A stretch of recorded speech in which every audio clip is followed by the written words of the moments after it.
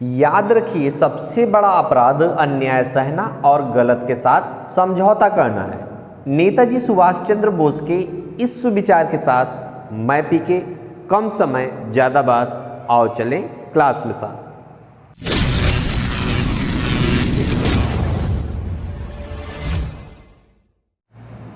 आज का यह वीडियो स्कूली बच्चों के लिए जितना उपयोगी उतना ही उपयोगी आज का वीडियो उनके अभिभावकों और पेरेंट्स के लिए भी है। और आज के वीडियो में जो हम गणित का ज्ञान देने जा रहे हैं वो स्कूली ज्ञान तो है ही है, साथ में ये हमारे व्यवहारिक जीवन में भी बहुत काम आता है।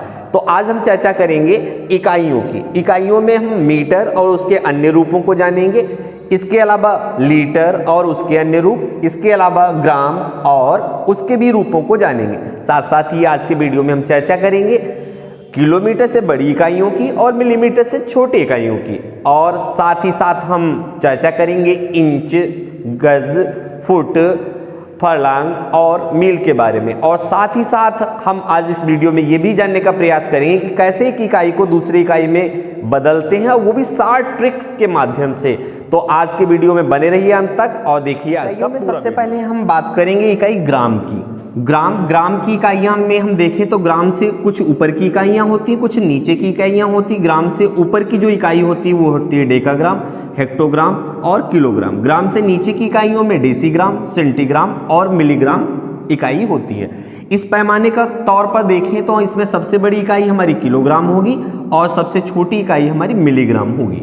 अब एक राशि को दूसरी राशि में बदलने के लिए जो इसकी 60 ट्रिक है उसको समझने के लिए ये ध्यान रखिए कि इस पैमाने के रूप में इनमें एक निश्चित संबंध है। तो वो निश्चित संबंध क्या है, यदि उस निश्चित संबंध को हम जान लें तो ये हम आसानी से एक राशि को दूसरी राशि में बदल सकते हैं। जैसे कि ऊपर की जो बड़ी इकाई है वो अपनी छोटी इकाई से उसका मान 10 गुना ज़्यादा होता है।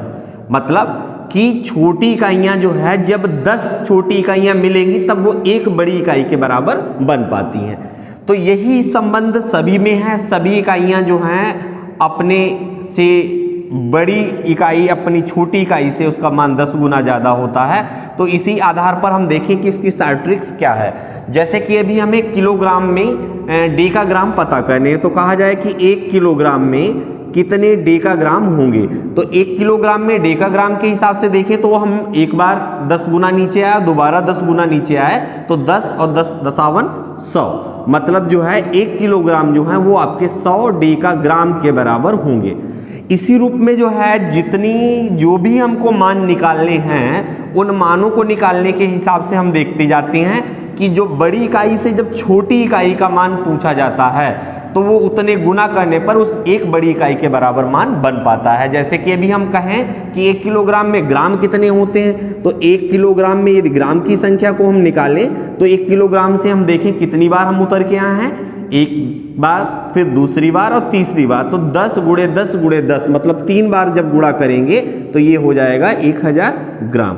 तो इसका मतलब 1 किलोग्राम में हमारे 1000 ग्राम होते हैं। इससे भी 60 तरीके से यदि समझना चाहो तो किसी भी बड़ी इकाई को छोटी इकाई में बदलने के लिए हम क्या करते हैं, जितने दर्जे हम नीचे को उतरते हैं उतने एक पर शून्य लगा लेते हैं। जैसे मान लीजिए कि हमसे पूछा गया कि 1 किलोग्राम में सेंटीग्राम कितने होते हैं तो 1 किलोग्राम में हमें ज्ञात करने हैं क्या, सेंटीग्राम।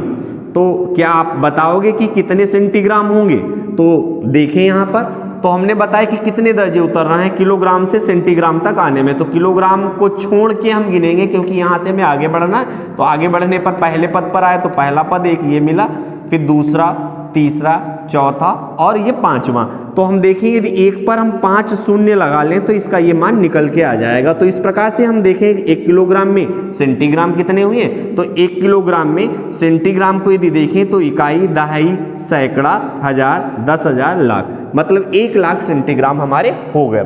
इसी प्रकार से अभी हमने आपको किलोग्राम के रूप में बताया है। अब मान लीजिए कोई इकाई किसी इकाई में बदलनी, मान लीजिए डेकाग्राम हमें डेसीग्राम में बदलना है तो 1 डेकाग्राम में डेसीग्राम कितने होंगे तो 1 डेकाग्राम बराबर कितने डेसीग्राम का होगा। तो आप देखिए टेबल और बताइए इसका उत्तर क्या होगा। तो हमारे ख्याल में आपने उत्तर निकाल लिया होगा। हम देखें डेकाग्राम से डेसीग्राम तक कितने पद नीचे आए, एक पद और दो पद नीचे आए, तो एक पर कितने शून्य लगाएंगे, दो शून्य लगा दें तो ये डेसीग्राम में बदल जाएगा, मतलब एक डेकाग्राम डेसीग्राम में बदल जाएगा। तो इस प्रकार से हम देखें कि जब भी किसी बड़ी इकाई का मान छोटी इकाई के रूप में पूछा जा रहा है तो उसमें हम जितने पद नीचे उतर के आते हैं उतने उस पर एक पर शून्य लगाकर हम लिख देते हैं, वही उसका मान होता है। यही इसकी शॉर्ट ट्रिक है।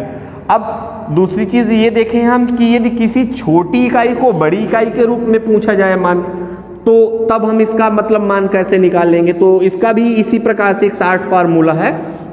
वो शॉर्ट फार्मूला क्या रहेगा कि कोई भी नीचे से जब ऊपर के मान पूछे जाएं, जैसे पूछा जाए कि 1 सेंटीग्राम में हेक्टोग्राम कितने होंगे, तब जब किसी छोटी इकाई को हम बड़ी इकाई में बदलते हैं तो छोटी से बड़ी इकाई में बदलने पर जितने दर्जे हम ऊपर चढ़ते हैं उतने एक पर शून्य तो लगा के संख्या लिखते हैं, लेकिन हम उस संख्या का व्युत्क्रम लिखते हैं, मतलब उसको एक बटा करके लिखते हैं, क्योंकि ये छोटी इकाई है। छोटी इकाई को जब बड़ी इकाई में बदलेंगे तो छोटी इकाई बड़ी इकाई के कुछ भाग के ही बराबर हो पाती है, तो उसको हम भाग रूप में ही लिखेंगे। जैसे सेंटीग्राम को हेक्टोग्राम में लिखना है तो सेंटीग्राम के बाद हम देखें कितने पद ऊपर बढ़े, 1 2 3 और 4, तो 4 पद ऊपर बढ़े तो ये एक पर 4 शून्य आएंगे, लेकिन ये चूंकि इसका भाग होगा तो भाग रूप में जब इसको लिखेंगे तो इसको लिखेंगे 1/1000।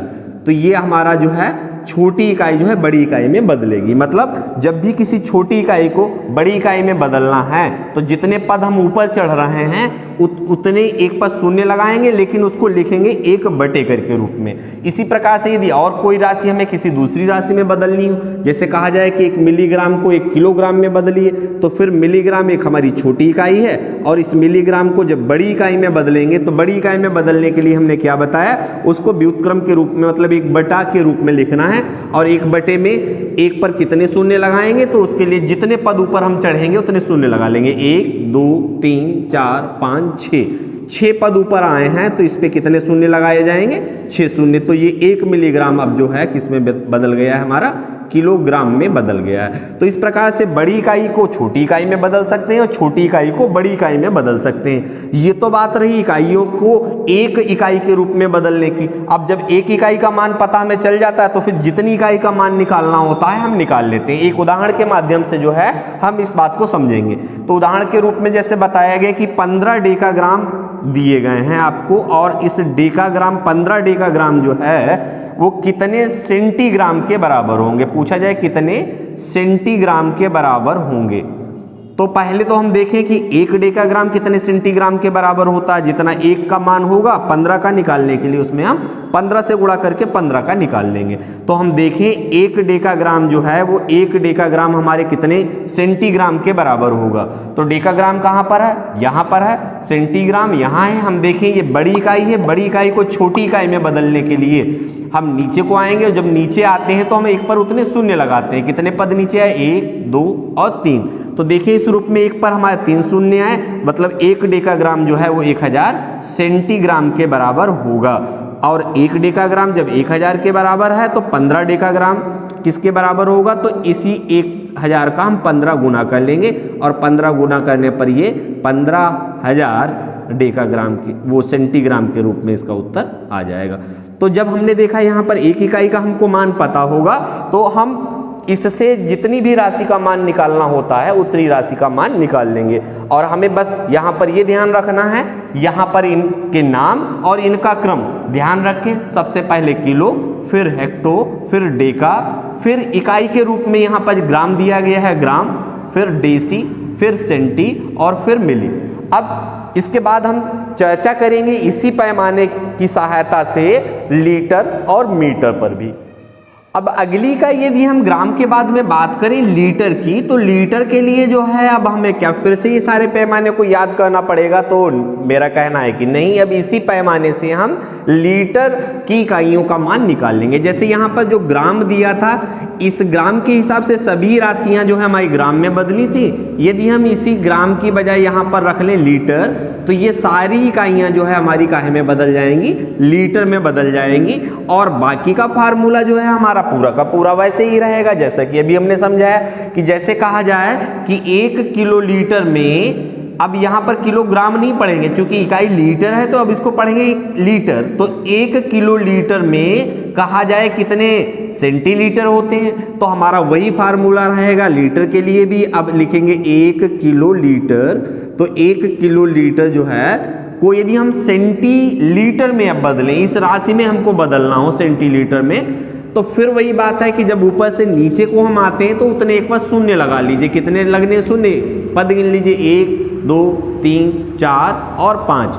तो यहाँ पर यदि एक पर 5 शून्य रख दें तो ये जो किलो लीटर हैं अब वो काहे में बदल गए हैं, हमारे सेंटीलीटर में बदल गए हैं। तो हमारा पैमाना वही रहेगा, एक बार का ही पैमाना याद करने पर वो लीटर में भी काम करेगा। तो हमने बड़ी राशि को छोटी राशि में बदला। अब किसी एक छोटी राशि को यदि हम बड़ी राशि में बदलें, जैसे 1 मिलीलीटर में कितने लीटर होंगे, तो इसको भी हम देख लें। 1 मिलीलीटर कितने लीटर के बराबर होंगे, तो अब देखें मिलीलीटर से लीटर की बात पूछी जा रही है, मतलब छोटी इकाई को बड़ी इकाई में बदलना है। तो बड़ी इकाई में बदलने पर हम ऊपर पद चढ़ेंगे 1 2 3, और हमने बताया जब पदों को ऊपर चढ़ते हैं तो उसको हम 1 बटा करके लिखते हैं। यहाँ पर 1 बटा और 3 पद ऊपर चढ़े थे तो 1 पर 3 शून्य लगाएंगे, और चूंकि ये लीटर अब है तो ये लीटर में ही बदल जाएगा। तो इस प्रकार से हमने देखा इस शॉर्ट ट्रिक्स के माध्यम से कि जो ग्राम पर फार्मूला लागू था वही लीटर पर भी फार्मूला लागू रहा। यही फार्मूला क्या हमारा आगे भी लागू रहेगा, तो हम देखें तो यही फार्मूला जो है हमारा लीटर की बजाय मीटर को यदि हम लेके चलें तो ये पूरा का पूरा फार्मूला हमारा मीटर पर भी लागू रहता है। जब हम इकाई को मीटर के रूप में लेंगे तो अब नया फार्मूला क्या बनेगा, किलोमीटर, हेक्टोमीटर, डेकामीटर, और ग्राम, मतलब ये ग्राम नहीं, अब ग्राम की जगह पर तो हमने मीटर माना है तो ये मीटर हो गया। इसी प्रकार से डेसीमीटर, सेंटीमीटर और मिलीमीटर। तो हम यहाँ पर जो है अब इसी पैमाना की सहायता से हम अब मीटर के भी मान निकाल सकते हैं। मान लीजिए किसी मीटर को पूछा जाए तो मीटर के रूप में भी अभी हम देखें, जैसे कहा जाए 1 किलोमीटर में कितने मीटर, तो 1 किलोमीटर में कितने मीटर हैं, तो आप खुद देख के बता दो। किलोमीटर को मीटर में बदलने के लिए हम कितने पद उतर के आए, 3 पद, तो 1 पर 3 शून्य लगा लीजिए, तो ये आ गए आपके मीटर। तो 1 किलोमीटर में कितने मीटर होते हैं, तो 1 किलोमीटर में 1000 मीटर होते हैं। इसी प्रकार से कोई पूछ दे कि 1 डेकामीटर में कितने मिलीमीटर होते हैं, तो डेकामीटर से मिलीमीटर में आने पर हम क्या करेंगे, पद गिनेंगे 1 2 3 4। तो मतलब 1 डेकामीटर जो है वो 1 डेकामीटर बराबर कितने मिलीमीटर के हो गया, तो 4 पद उतरे हैं तो 1 पर कितने शून्य हमने लगा दिए, 4, तो ये जो है हमारा मिलीमीटर में बदल गया। तो हमने फिर बताया बड़ी को छोटी में बनाएंगे, इकाई के रूप में बदलेंगे, तो यहाँ 1 पर शून्य लगाते हैं, लेकिन जब छोटी को बड़ी में बदलेंगे तो उसको उसका व्युत्क्रम लिखते हैं, उसका उल्टा लिखते हैं और उसको बटे में लिखेंगे। अब जैसे पूछा जाए कि 1 सेंटीमीटर में कितने मीटर होते हैं, तो 1 सेंटीमीटर में यदि हमें मीटर निकालने हैं तो 1 सेंटीमीटर में कितने मीटर होते हैं, तो हम देखें छोटी को बड़ी में ले जाने के लिए कितने पद ऊपर आए, 2 पद ऊपर आए, तो 2 के हिसाब से हमें 1 पर 2 शून्य लगाने पड़ेंगे, लेकिन चूंकि छोटी राशि को बड़ी राशि में बदलना है तो उसको लिखेंगे 1/100, और ये मीटर में बदल गया। तो 1 सेंटीमीटर किसके बराबर होगा, 1/100 मीटर के। तो ये तो बात इस फार्मूले की सहायता से हमने ग्राम को, लीटर को और मीटर को जान लिया। बस हमको करना क्या है कि इनके संकेतों को याद कर लेना है। किलो, हेक्टो, डेका और इकाई के रूप में ये आएगा जो भी पैमाना हम लेंगे, फिर डेसी, सेंटी और मिली। और इस इकाई के स्थान पर यदि ग्राम ले रहे हैं तो सभी में ग्राम लगा देंगे, इस इकाई की जगह पर यदि हम लीटर ले रहे हैं तो सभी में लीटर लगा देंगे, और इस इकाई की जगह पर यदि हम मीटर ले रहे हैं तो सभी में हम मीटर लगा के इस एक ही फार्मूले से ग्राम, लीटर और मीटर की इकाइयों को समझ भी लेंगे और उनका रूप परिवर्तन करना भी सीख लेंगे। बड़ी इकाई जो हमने अभी देखी थी वो क्या थी हमारी, किलो, और मीटर की इकाई के रूप में लेके चले तो मीटर, ये सबसे बड़ी इकाई को हमने पढ़ा था, और उसके बाद में नीचे सबसे मिली और मीटर के रूप में सबसे छोटी इकाई को पढ़ा था। अब हम देखें क्या इससे कोई बड़ी भी इकाई होती है, तो किलोमीटर से जो ऊपर की इकाई होती है वो हमारी होती है मेगामीटर, और इस मेगामीटर के ऊपर और यदि हम बढ़ें तो ये मेगामीटर के ऊपर जो है वो गीगामीटर की इकाई आती है, गीगामीटर। तो ये इकाइयां हैं इनके ऊपर की, बीच की इकाइयां तो अभी हमने आपको सब बता दी हैं। तो ये किलोमीटर के ऊपर की मेगामीटर और गीगामीटर भी हमें याद रखनी है। तो अभी की इकाइयों में हमने देखा था कि हर पद 10 गुना हो रहा था ऊपर का, तो क्या ये भी 10 गुना होगा हमारा, तो यहाँ पर आपको हम बता दें कि ये 10 गुना नहीं है, बल्कि ये इकाइयाँ जो हैं इस निचली इकाई से 1000 गुनी होती हैं। इतना हमें ध्यान रखना है कि किलोमीटर से 1000 गुना होने पर वो मेगामीटर में बदलेगा, और मेगामीटर का जब 1000 गुना करेंगे तो वो काहे में बदलेगा, जाके गीगामीटर में। मतलब कि 1 गीगामीटर में कितने मेगामीटर हुए, तो एक पद उतरेंगे तो अब 1000 का गुणा करना पड़ेगा। तो 1 गीगामीटर बराबर 1000 मेगामीटर, और 1 मेगामीटर को किलोमीटर में यदि हम बदलें तो ये 1000 किलोमीटर के बराबर होता है। इसी प्रकार से यदि हम नीचे की इकाइयों में आए तो मिलीमीटर से जो छोटी इकाई होती है वो माइक्रोमीटर कहलाती है, और माइक्रोमीटर से भी जो छोटी इकाई होती है वो हमारी नैनोमीटर कहलाती है। तो अब यहाँ पर भी यदि हम ध्यान दें तो इन इकाइयों में क्या संबंध है, क्या ये भी नीचे 10-10 गुने के हिसाब से आएंगी, तो नहीं। यहाँ हमको ये ध्यान रखना है कि ये इकाइयाँ भी अपने आप में 1000 गुने के ही हिसाब से होती हैं। मतलब छोटी इकाई का जब 1000 पद हम लेंगे तब जाके वो एक बड़ी इकाई के पद के बराबर बनता है। कह सकते हैं कि 1 मिलीमीटर बराबर कितना होगा, तो 1000 माइक्रोमीटर के, और 1 माइक्रोमीटर कितने नैनोमीटर के बराबर होगा, तो 1 माइक्रोमीटर में 1000 नैनोमीटर होते हैं। तो ये तो बात हो गई हमारी किलोमीटर से बड़ी इकाइयों की और मिलीमीटर से छोटी इकाइयों। अब बात करते हैं आज के वीडियो के स्पेशल पार्ट पर, और इस स्पेशल पार्ट में हम जानेंगे इन इकाइयों के बारे में, इंच, फुट, गज, फरलांग और मील। तो हम जनरली ये जानते हैं कि 1 इंच में यदि इस इंच को सेंटीमीटर में बदलना हो तो हम जनरली ये पढ़ते हैं कि 1 इंच में 2.5 सेंटीमीटर होते हैं। लेकिन हम आपको बता दें कि ये एग्जैक्ट नहीं है। एग्जैक्ट डाटा जो है हमारा होता है 2.54, मतलब 2.54 सेंटीमीटर जो है वो 1 इंच के बराबर होता है। तो यहाँ पर इसका हमें ध्यान रखना है कि 1 इंच जो है 2.54 सेंटीमीटर के बराबर होता है। अब बात आती है 1 फुट। 1 फुट किसके बराबर होता है, तो ये 1 फुट जो है जब 12 इंच इकट्ठा होते हैं तो 12 इंच मिलाकर जो है वो 1 फुट को बनाते हैं। तो अब इस हिसाब से हम देखें यहाँ तो 1 फुट जो है वो 12 इंच के बराबर है, और इंच को यदि हम सेंटीमीटर में बदल लें तो 1 इंच इतने 2.54 सेंटीमीटर के बराबर, तो 12 इंच कितने को होंगे, तो इसमें 12 से यदि गुणा कर लें तो ये फुट को हम सेंटीमीटर में भी बदल सकते हैं। तो 12 चौके 48, 12 पंचे 60 और 4 64 और 12 दूनी 24 और 6 30। तो यदि हम देखें यहाँ पर तो 1 फुट में जो है 12 इंच कह सकते हैं या 30.48 सेंटीमीटर कह सकते हैं। अब बात आती है 1 गज की। तो 1 गज किसके बराबर होता है, तो वो होता है 3 फीट के बराबर। कितने फीट के बराबर, 3 फीट के बराबर होता है। अब यहाँ पर जरा हम ध्यान दें, यहाँ पर लिखा है फुट और यहाँ लिखा है फीट, तो इसमें क्या अंतर है, ये मतलब जो है तो हम इस अंतर को भी आपको क्लियर कर दें कि फुट जो है वो सिंगुलर रूप में दिया गया है और फीट जो है उसका प्लूरल रूप होता है। अंग्रेजी में आप लोगों ने पढ़ा होगा कि फुट का प्लूरल रूप क्या होता है, फीट होता है। तो इसको 1 जब है तो सिंगुलर के कारण इसको फुट कहते हैं, और जब 3 हो गए तो प्लूरल होने के कारण इसको फीट कहा जाता है।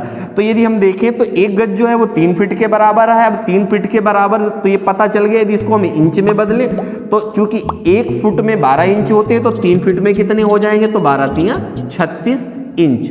तो इस प्रकार से यदि इसको इंच में बदला है तो ये इंच में बदल गया, और इस इंच को यदि हम उसमें ले जाएं, अपना सेंटीमीटर में ले जाएं, तो ये जो है कितने सेंटीमीटर में आ जाता है, इसकी जब 36 और इसकी हम जब गुणा करते हैं तो ये हमारा डाटा आ जाता है 91.44 सेंटीमीटर। मतलब जो है वो 1 गज जो है वो 3 फीट के बराबर होता है, या कह लीजिए 36 इंच के बराबर होता है, या 91.44 सेंटीमीटर के बराबर। दूरी मापने की एक इकाई है फरलांग। जो फरलांग है ये एक नया शब्द हमको लगता है, लेकिन ये भी एक इकाई है, और इस फरलांग के बारे में हम आपको बता दें कि एक फरलांग का मान जो है वो 220 गज के बराबर होता है। मतलब 220 गज इकट्ठा होते हैं तब बनता है जाके एक फरलांग।